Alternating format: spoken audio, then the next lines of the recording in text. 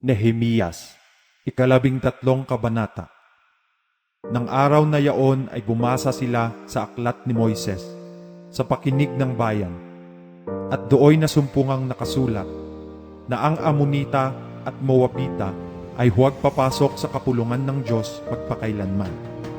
Sapagkat hindi nila sinalubong ang mga anak ni Israel ng tinapay at ng tubig, kundi inupahan si Balaam laban sa kanila, upang sumpain sila. Gayon may pinapaging pagpapala ng aming Diyos ang sumpa. At nangyari nang kanilang marinig ang kautusan, na inihiwalay nila sa Israel ang buong karamihang halo-halo. Bago nga nangyari ito, si Eliasib na saserdote na nahalal sa mga silid ng bahay ng aming Diyos, palibhasay nakipisan kay Tobias, ay ipinaghanda siya ng isang malaking silid na kinasisidlan noong una ng mga handog na harina, ng mga kamangyan, at ng mga sisidlan, at ng mga ikasangpung bahagi ng trigo, ng alak at ng langis, na nabigay sa pamamagitan ng utos sa mga Levita, at sa mga awit, at sa mga tagatanod pinto, at ang mga handog na itataas na ukol sa mga saserdote. Ngunit sa buong panahong ito ay wala ako sa Jerusalem, sapagkat sa 32 taon ni Artaherjes na hari sa Babilonya ay naparoon ako sa hari, at pagkatapos ng ilang araw ay nagpaalam ako sa hari. At ako'y naparoon sa Jerusalem, at naalaman ko ang kasamaang ginawa ni Eliasib tungkol kay Tobias, sa paghahanda niya sa kanya ng isang silid sa mga looban ng bahay ng Diyos. At ikinamanglaw kong mainam, kaya't aking inihagis ang lahat na kasangkapan ni Tobias sa labas ng silid. Nang magkagayoy nag-utos ako, at nilinis nila ang mga silid, at dinala ko uli roon ang mga sisidlan ng bahay ng Diyos, pati ng mga handog na harina at ng kamangyan.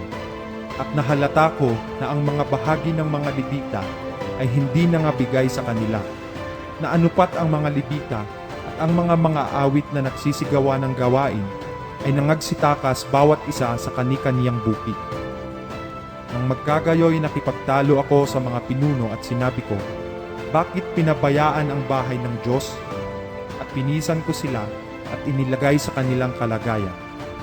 Nang magkagayoy dinala ng buong Huda ang ikasangpung bahagi ng trigo at ng alak at ng langis sa mga ingatang yaman.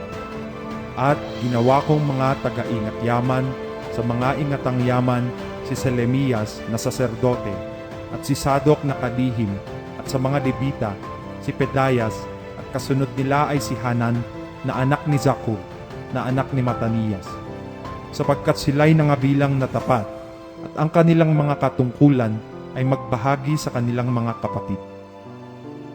Alalahanin mo ako, O aking Diyos, tungkol dito, at huwag mong pawiin ang aking mga mabuting gawa na aking ginawa sa ikabubuti ng bahay ng aking Diyos, at sa pagganap ng kaugaliang paglilingkod doon.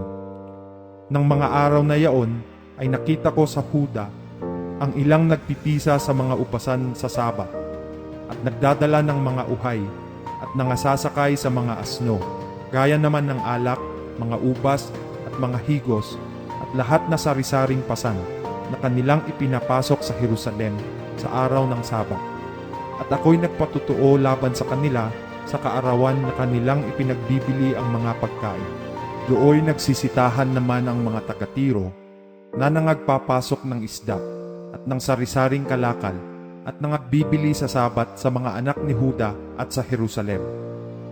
Nang magkagayoy nakipagtalo ako sa mga mahal na tao sa Huda at sinabi ko sa kanila, anong masamang bagay itong inyong ginagawa at inyong nilalapastangan ng araw ng Sabat? Hindi ba nagsigawa ng ganito ang inyong mga magulang, at hindi ba dinala ng ating Diyos ang buong kasamaang ito sa atin at sa bayang ito? Gayon may nangagdala pa kayo ng higit na pag-iinit sa Israel sa paglapastangan ng Sabat.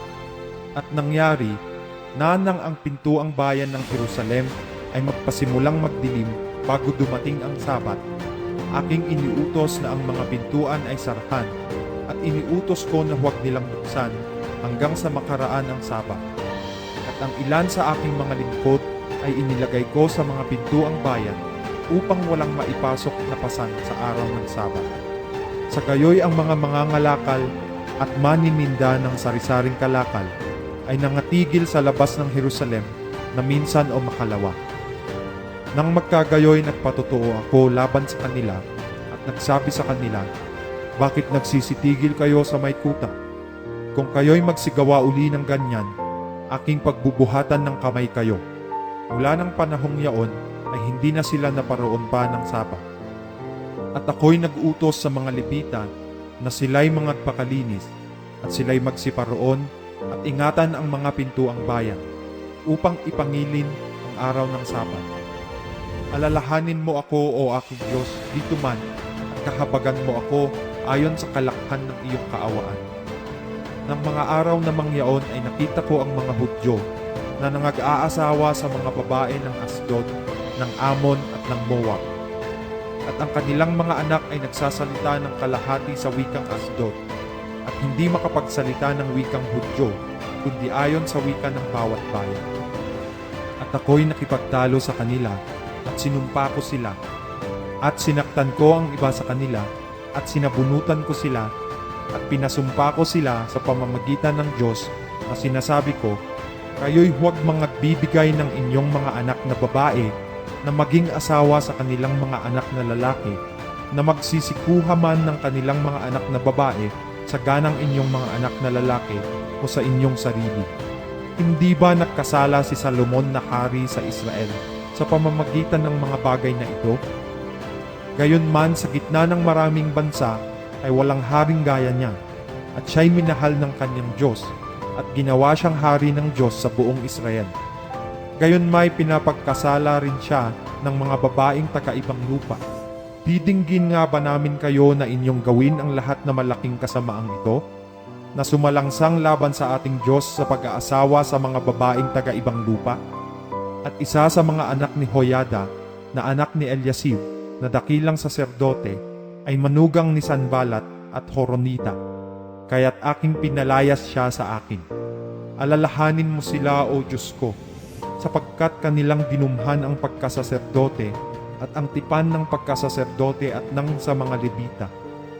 Ganito ko nilinis sila sa lahat ng taga-ibang lupa, at tinakdaan ko ng mga katungkulan ang mga saserdote at ang mga Levita na bawat isa ay sa kanyang gawain, at tungkol sa kaloob na panggatong sa mga takdang panahon at tungkol sa mga unang bunga. Alalahanin mo ako, O Diyos ko, sa ikabubuti.